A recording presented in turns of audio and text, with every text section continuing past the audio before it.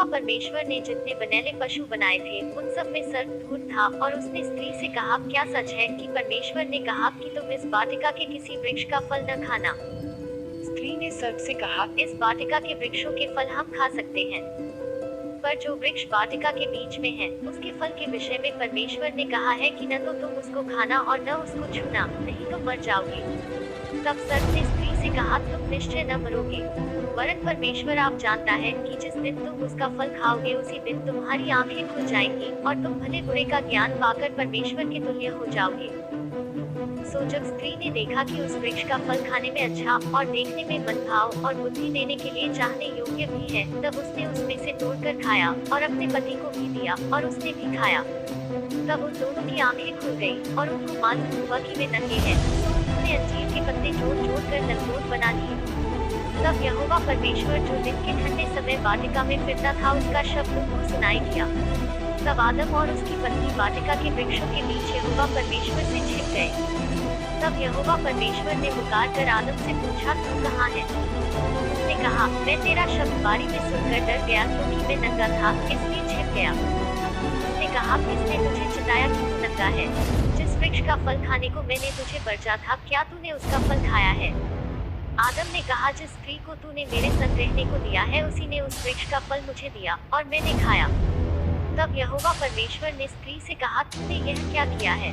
स्त्री ने कहा, सर्प ने मुझे बहका दिया तब मैंने खाया। तब यहोवा परमेश्वर ने सर्प से कहा, तूने जो यह किया है इसलिए तू सब घरेलू पशुओं और सब बनेले पशुओं से अधिक शापित है। तू पेट के बल चला करेगा और जीवन भर मिट्टी चाटता रहेगा। और मैं तेरे और इस स्त्री के बीच में और तेरे वंश और इसके वंश के बीच में बैर उत्पन्न करूंगा। वह तेरे सिर को कुचल डालेगा और तू उसकी एड़ी को डसेगा।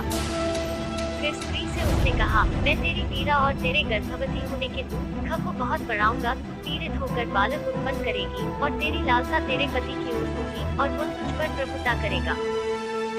और आदम से उसने कहा, तूने जो अपनी पत्नी की बात सुनी और जिस वृक्ष के फल के विषय मैंने तुझे आज्ञा दी थी उसे न खाना, उसको तूने खाया है, इसलिए पृथ्वी तेरे कारण शापित है। उसके ऊपर जीवन भर दुख के साथ खाया करेगा और वह तेरे लिए कांटे और उत्कटारे उगाएगी और तू उसकी उपज खाएगा और अपने माथे के पसीने की रोटी खाया करेगा और अंत में मिट्टी में मिल जाएगा, क्योंकि तू उसी में से निकाला गया है।